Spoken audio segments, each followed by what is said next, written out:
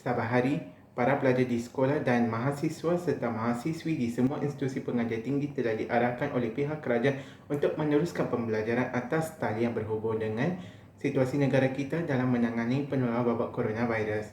Namun begitu, isu para pelajar yang kurang beretika dan kurang beradab semasa menghadiri kelas atau kuliah atas talian telah menjadi sesuatu isu yang hangat dipolemikkan dari warung-warung kopi ke ambang parlimen.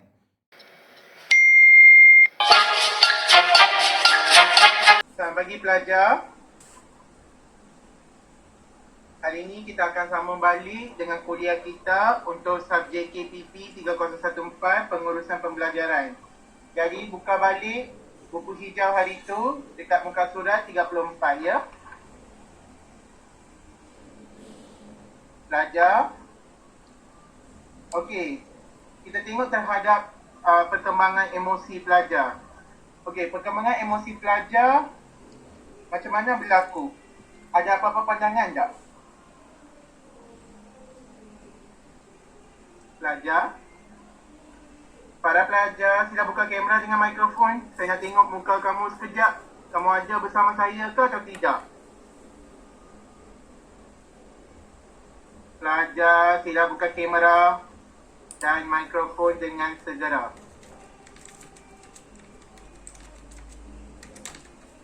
Pelajar, adakah kamu bersama dengan saya? Kamera rosak, doktor.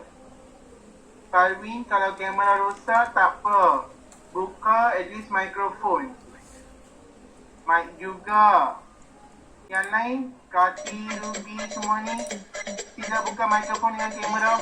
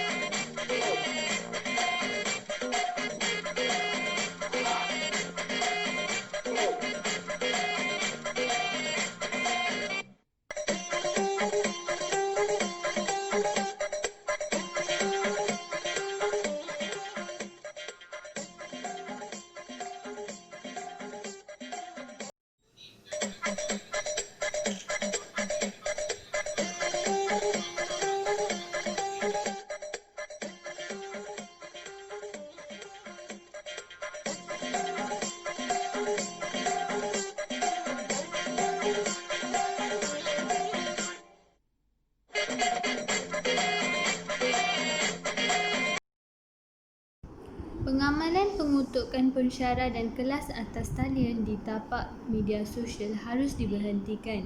Hal ini kerana para guru dan pensyarah menggunakan kemudahan yang sedia ada untuk menyampaikan ilmu dan latihan kepada para pelajar walaupun pada sesi PKP ini. Segala perkara ini dilakukan adalah untuk memastikan pembelajaran pelajar berjalan dengan lancar. Jadi kita sebagai pelajar yang bertanggungjawab harus menghormati para guru dan pensyarah dan bersyukur dengan segala kemudahan yang sedia ada. Okey, selamat pagi para pelajar. Selamat pagi, Doktor. Sihat? Sihat. Kali ini kita sambung balik kuliah kita. Sila ambil buku warna hijau dan sila buka muka surat 15.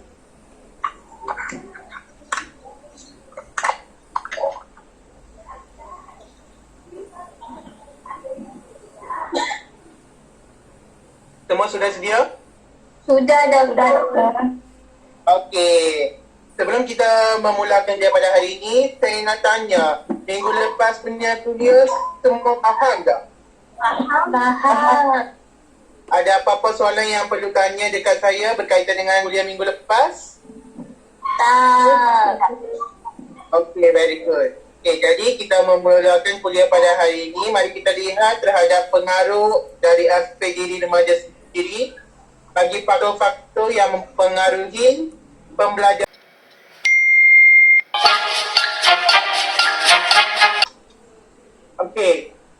kita lihat terhadap perkembangan fizikal. Perubahan fizikal berlaku begitu cepat terutamanya pada peringkat prabalik, iaitu 1 atau 2 tahun sebelum datangnya haid bagi remaja perempuan.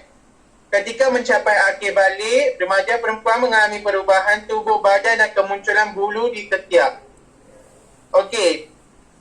Apabila perempuan mencapai balik, lelaki pun ada sama, tapi dia ada ciri-ciri yang berlainan juga, yang bukan sama seperti budak perempuan.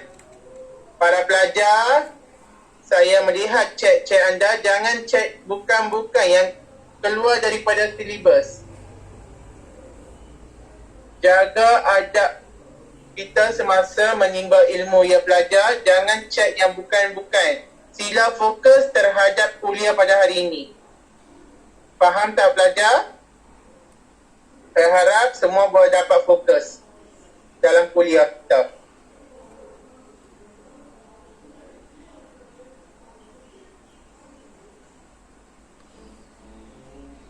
Okey, mari kita sambung balik dengan subtopik kita.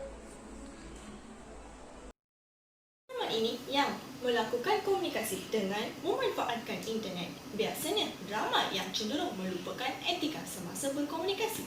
Semasa pensyarah membuat kelas dalam talian dengan pelajar-pelajar, kita perlulah menggunakan etika. Kita tidak perlu saling menghina ataupun berkurang ajar terhadap orang lain semasa berkomunikasi. Selain daripada itu, kita perlu mengelakkan penghantaran mesej yang tidak bermakna dalam ruang mesej tanpa alasan. Contohnya, tak payahlah cakap morning semua doktor terus start kelas. Kita perlulah mengelakkan bahasa seperti ini dan perlu menggunakan bahasa yang lebih sopan dan layak dengan membalas pensyarah seperti selamat pagi doktor. Biasakanlah untuk menggunakan bahasa yang tepat dengan sesiapa pun semasa berkomunikasi.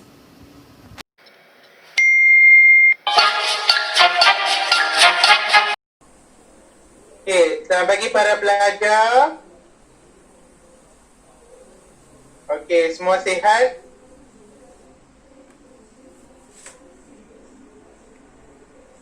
Okey, semua sihat.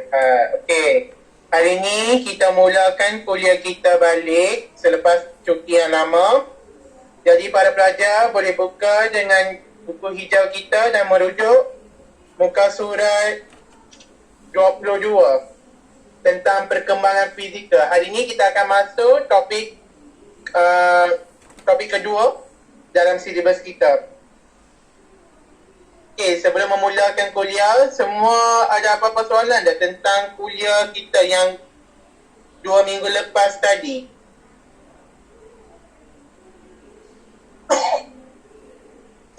Okey, semua tak ada soalan, ya? Okey, jadi hari ini kita mulakan balik dengan kuliah kita dengan perkembangan fizikal tentang ciri-ciri perubahan fizikal terhadap remaja lelaki dan remaja perempuan.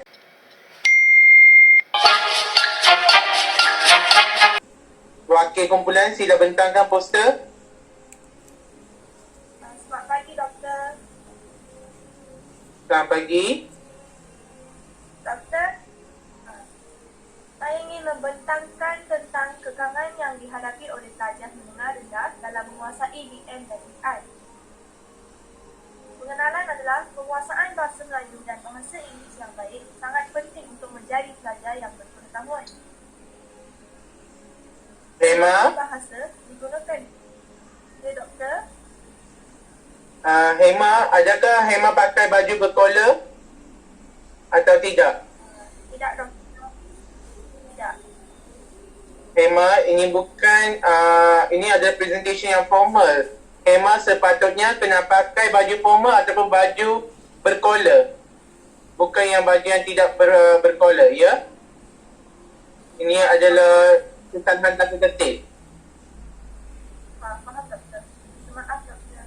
Okey. Jangan ulang benda ni lagi sekali, ya? Etika pemakaian semasa kelas atas talian perlu dititikberatkan oleh semua pelajar.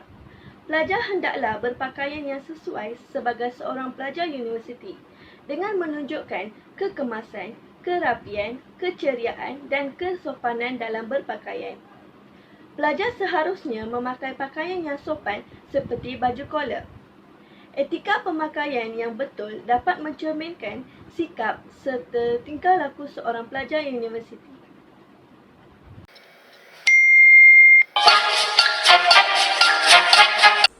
Ahli kumpulan 13, anda boleh bentang poster anda sekarang. Wakil sahaja yang membentangkan poster pada hari ini. Anda boleh mulakan. Selamat pagi, Doktor. Selamat pagi, Hema. Saya ingin membentangkan tentang kekangan yang dihadapi oleh pelajar menengah rendah dalam menguasai DN dan AI. Pengenalan. Penguasaan bahasa Melayu dan bahasa Inggeris yang baik sangat penting untuk menjadi pelajar yang berpengetahuan. Kedua-dua bahasa digunakan dengan meluas dan perlu dikuasai, terutamanya oleh golongan pelajar yang akan meneroka ilmu pengetahuannya dalam bidang pendidikan.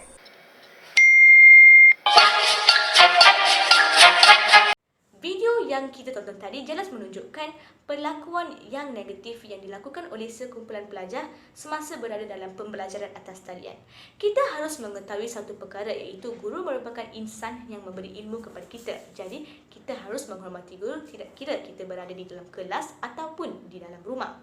Jadi, apabila guru melakukan pengajaran di atas talian, kita harus memberi fokus yang sepenuhnya terhadap apa yang diajarkan oleh guru. Janganlah kita melakukan perkara-perkara yang tidak elok seperti menonton televisyen, bermain telefon, tidur, makan dan sebagainya. Sebagai seorang yang bertamadun, kita harus menghayati pengorbanan seorang guru.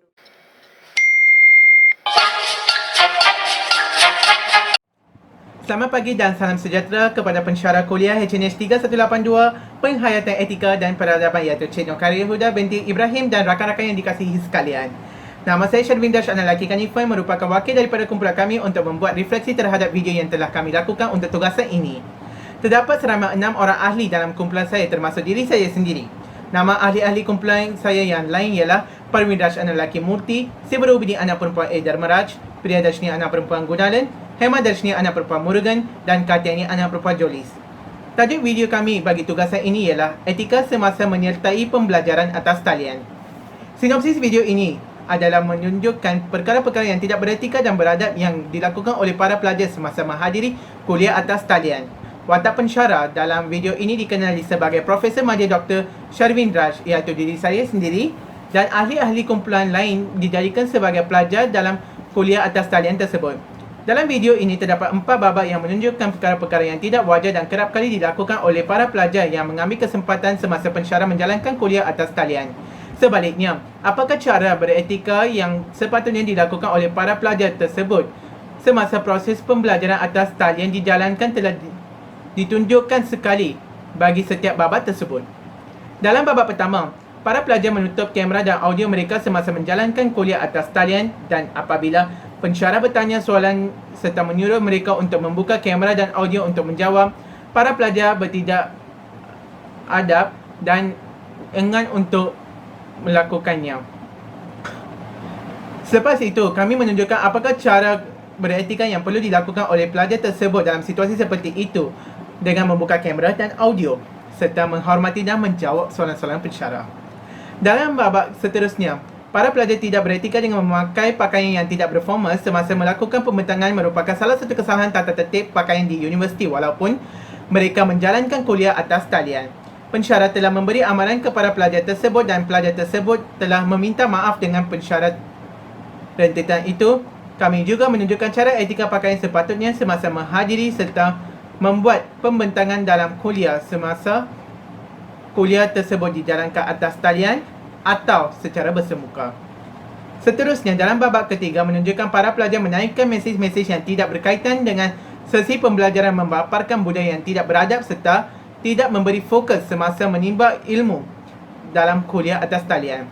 Dengan itu, kami menekankan juga dengan menunjukkan para pelajar fokus dalam pelajaran dan soalan-soalan yang tidak difahami serta berkaitan pelajaran sahaja ditanya kepada para pensyarah agar proses pengajaran dan pembelajaran dijalankan dengan lebih lancar serta berfokus dan memenuhi objektif kuliah pada hari tersebut.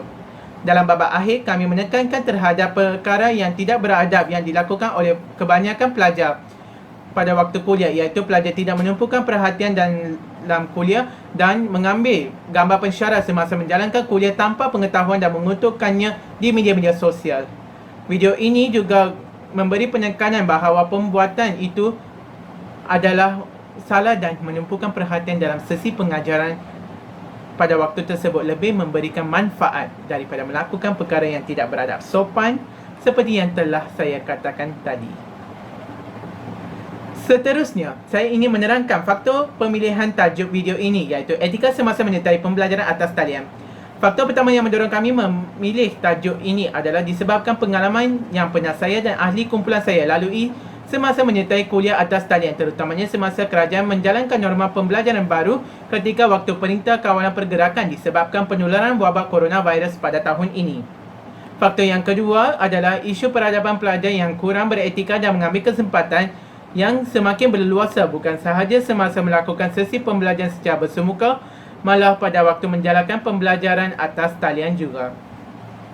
Faktor ketiga bagi ahli kumpulan kami memilih tajuk ini adalah disebabkan kesusahan yang dihadapi oleh para pelajar dan pensyarah untuk menyesuaikan diri dengan norma baru, iaitu pembelajaran atas talian menjadi gagal apabila disiplin pelajar tidak dapat dikawal atas mereka yang berkelakuan tidak sopan dan tidak bermoral telah merungsingkan semua pihak dan menjejaskan proses pembelajaran antara pensyarah dan para pelajar yang lain semasa kuliah atas talian. Pada realitinya, video ini mempunyai berkaitan dengan kursus penghayatan etika dan peradaban ini. Berkaitan yang pertama ialah dalam mempelajari teori-teori etika, kita pernah mempelajari prinsip kewajipan di bawah teori deontologi. Menurut Kant, prinsip kemoralan ialah kewajipan. Tanggungjawab merupakan satu nilai utama menentukan sama ada tindakan itu bermoral atau tidak. Jadi video ini menekankan para pelajar perlu melakukan tanggungjawab mereka dalam proses pengajaran dan pembelajaran mereka dengan beradab dan beretika untuk melahirkan individu yang berpengetahuan dan baik dari segi moral dengan tekad baik yang mutlak. Berkaitan kedua video ini dengan penghayatan etika dan peradaban ialah dalam bab 3 bertajuk etika dan peradaban dalam pelbagai tamadun, kita mempelajari sistem nilai dan masyarakat Cina. Berdasarkan sistem nilai tersebut, pendidikan dipentingkan agar seseorang berpendidikan bukan sahaja bertindak secara bermoral tetapi beradab dan bersopan merupakan nilai dalam pendidikan yang ditekankan oleh masyarakat Cina. Dengan itu, peradaban dan etika pelajar semasa menimba ilmu amalan penting agar ilmu yang diperoleh sentiasa diberkati dan nilai-nilai serta adab dan etika kita dapat dipertingkatkan lagi. Berkaitan ketiga video ini dengan etika ialah dalam bab 7 bertajuk penerapan etika dan peradaban dalam budaya dan komunikasi kontemporari. Tujuan dialog adalah memberi maklumat, membuat perbandingan, mempelajari, memahami dan bertukar fikiran akan dilakukan dalam suasana semasa berada di sekolah, merujuk kepada jenis dialog kehidupan seharian. Dan menghormati serta bertoleransi juga merupakan salah satu prinsip-prinsip dialog yang telah ditekankan. Jika seseorang pelajar tidak beretika dan tidak beradab dalam sesi pengajaran maupun di institusi pembelajaran atau menjalankan kuliah di atas talian, tujuan dialog antara guru dan pelajar dalam proses menimba ilmu akan terjejas dan ia melanggarkan prinsip-prinsip dialog tersebut serta tidak mendatangkan manfaat. Sekarang saya ingin menerangkan tentang pengalaman yang kami alami semasa mengambil rakaman video ini. Pengalaman kami semasa membuat video ini amat menyeronokkan dan menakjubkan sekali dengan membuat video atas talian bersesuaian dengan norma baru pada masa kini. Walaupun kami berada di halaman rumah masing-masing, semua ahli kumpulan berpakat untuk meluahkan buah fikiran masing-masing semasa sesi perbincangan dan merakamkan video tersebut atas talian. Pada awalnya, kami menghadapi kesukaran dengan aplikasi Zoom Meet setelah selesai rakaman video. Walau bagaimanapun, kesukaran ahli kumpulan tidak berputus asa serta melakukan rakaman semula menggunakan aplikasi Google Meet. Semua ahli kumpulan telah berlakon dengan sebaik yang mereka mampu lakukan dengan penuh semangat tanpa rasa letih dan jemu. Saya ingin mengucapkan ribuan terima kasih kepada pensyarah kami, ahli-ahli kumpulan dan ahli keluarga yang bertolak ansur dan menjayakan rakaman video ini. Akhir sekali, saya ingin menjelaskan nilai dan pengajaran yang diperoleh daripada hasil rakaman video ini. Terdapat beberapa nilai dan pengajaran yang telah kami peroleh. Nilai yang pertama adalah nilai kerjasama, seperti mana ahli kumpulan kami sentiasa bekerjasama sepenuhnya untuk menjayakan rakaman video ini, walaupun kami telah menghadapi banyak kesukaran sepanjang proses rakaman tersebut. Nilai yang kedua ialah nilai bertanggungjawab, iaitu kami juga sebagai seorang pelajar perlu melaksanakan kewajipan kami dengan beradab dan beretika semasa menghadiri sebarang sesi pembelajaran, walaupun secara bersemuka atau atas talian. Nilai yang ketiga ialah nilai hormat menghormati dan menyadarkan kami semua untuk menghormati pensyarah dan rakan-rakan kami bukan sahaja pada waktu pembelajaran sahaja, malah di luar waktu pembelajaran juga. Seterusnya, pengajaran pertama yang telah kami pelajari ialah kita perlulah berhemat tinggi semasa sebagai seorang pelajar kita menerima sesuatu ilmu daripada pensyarah kita. Pengajaran kedua yang kami dapati daripada hasil rakaman video ini ialah kita mestilah bersikap rasional untuk berfikiran sebelum melakukan perkara yang baik atau buruk dengan menyederai kesannya. Pengajaran ketiga yang kami pelajari ialah kita mestilah bersikap kesederhanaan dalam melakukan setiap perkara seperti semasa proses memperoleh sebarang ilmu, perkongsian ilmu, pertukaran pendapat, perkomunikasian dan sebagainya. Sekian sahaja refleksi daripada saya mewakili kumpulan saya bagi tugasan video ini. Sekian, terima kasih.